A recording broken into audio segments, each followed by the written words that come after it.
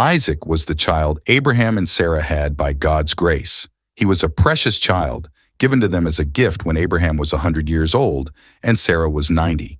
But Isaac didn't seem so happy. When Isaac was weaned, he heard that his half-brother Ishmael had been sent out into the wilderness with his handmaiden Hagar, at the behest of his mother Sarah. He also vividly remembers his father Abraham offering himself as a burnt offering without explanation and barely escaping with his life by the grace of God. He still had faith in his father, but he must have been deeply hurt by what had happened. Meanwhile, Isaac's mother, Sarah, who loved him dearly, died when Isaac is 37 years old. Isaac is promised descendants as numerous as the stars in the sky, but he shows no sign of marrying until he is 40. In the meantime, he grows old alone amidst the indifference of those around him. Then Abraham gives his most trusted old servant a momentous task. Find a wife for Isaac, not from a Canaanite woman, but from my own land, from my own kin. Arriving at the city of Nahor in Mesopotamia, Abraham's homeland, the old servant prays to God, "Please let me know that the woman who waters me and my camels by the well of water is the one who will be Isaac's wife." Just then, a beautiful girl appears with a bucket of water. The old servant asks for some water, and the girl gladly gives it to him and his camels. The old servant asks whose daughter she is, and she reveals that she is the daughter of Bethuel, the son of Nahor. Nahor is a brother to Abraham, so Rebekah is Abraham's niece. Rebekah's family also decides to send her to Isaac. The old servant gives the family a substantial gift, and when he prepares to leave with Rebekah the next day, Rebekah's family says to her, "Will you go with them now, instead of staying at home a little longer?" Rebekah replies, "Yes, I will go now." Rebekah is a courageous woman who leaves the glitz and glamour of Haran behind and travels to the barren land of Canaan. In the evening, as Isaac meditates in the field as usual, he sees Rebekah coming with the camels. Rebekah, too, looks at Isaac and asks his servant, "Who is that?" To which the servant replies, "This is my master." Rebekah then takes her veil and covers herself. Isaac falls in love with Rebekah and finds comfort after a long time since the death of his mother Sarah. Isaac and Rebekah are in love, but after 20 years of marriage, they have no children. As a result, Isaac prays fervently to God, and God answers his prayer. Rebekah becomes pregnant with twins. As the twins fight in her womb, Rebekah prays to God, "If this is the way it is, what should I do?" God responds, "Two nations will be in your womb, and two peoples will be divided from your body, and one will be stronger than the other, and the greater will serve the lesser." In Rebekah's case, the birthing process is also special. Esau, the firstborn, covered in red hair, is born, and then Jacob, the secondborn, holding the heel of the firstborn, is born. Esau and Jacob take very different paths. Esau grows up to be a strong man who hunts in the field, and his father, Isaac, likes to eat the food Esau has hunted. Jacob, on the other hand, lives in a tent, and his mother Rebekah is more affectionate towards him.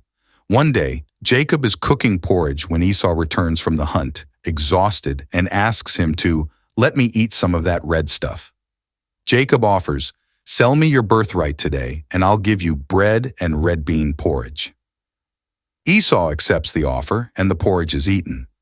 Esau accepts the offer and trades the birthright for a bowl of porridge, which earns Esau the nickname Edom. Esau then becomes the ancestor of the nation, later known as Edom. Esau's sale of the birthright to Jacob for a bowl of porridge was a private agreement between the brothers, not a formal process. However, we can see that Esau's view of the birthright was not prudent. The Bible makes a special point of this, writing, "Thus Esau despised his birthright." As the years passed and Isaac, the father, grew older, and his eyes grew dim, and he could not see well, he called his firstborn son Esau and said, "Go hunt and make a delicacy that I like and bring it to me, so I can eat it and bless you before I die." Isaac's blessing of his son was an important act of formalizing the birthright by designating the person who would inherit and fulfill God's promises. After hearing Isaac's words, Rebekah tells her son Jacob while Esau is away hunting, You go to the place where the flocks are, and bring me 2 good young goats from there. I will bring them to your father, and he will take them, and he will bless you before he dies." Jacob was afraid and said, "I will be a deceiver in my father's eyes, and I will be cursed, not blessed." Rebekah says firmly. "Your curse will be mine. Only you will listen to me and go and bring it to me." Why is Rebekah willing to deceive her husband Isaac so that Jacob can receive the blessing? Isn't Esau also her son? The Bible has already told us some things about Rebekah's motivation. During her pregnancy, Rebekah received a promise from God that the greater of her 2 sons would serve the lesser. This promise led Rebekah to believe that God's will would be done through Jacob. Also, Esau's sale of the birthright to Jacob may have influenced Rebekah to side with Jacob. Rebekah loved her second son Jacob more than her first son Esau, and she disliked Esau's taking of foreign women as wives. In the end, Jacob follows Rebekah's advice, and Jacob tricks his father. His father Isaac blesses him instead of Esau. "You shall be the lord of your brothers, and your mother's sons shall bow down to you. And those who curse you shall be cursed, and those who bless you shall be blessed." Later, when her firstborn son Esau, enraged that Jacob had been deprived of his father's blessing, tried to kill Jacob, his mother Rebekah took him to her brother Laban's house in Haran, Mesopotamia. "My son, stay in your maternal uncle Laban's house for a few days, until your brother's anger is relieved."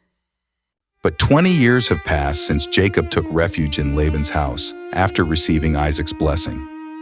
The story of Jacob's separation from his beloved mother Rebekah, never to see her again, is deeply saddening.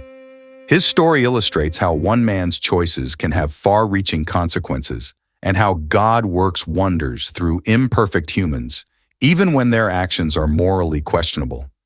In the end, Jacob becomes the father of Israel, with 12 tribes named after his sons. This proves that despite our shortcomings, God can do great things through us. The story doesn't end there. 20 years later, Jacob returns to his homeland and reconciles with his brother Esau, demonstrating the power of family love and forgiveness to transcend past misunderstandings and conflicts. True peace comes from the courage to heal the wounds of the past and move forward.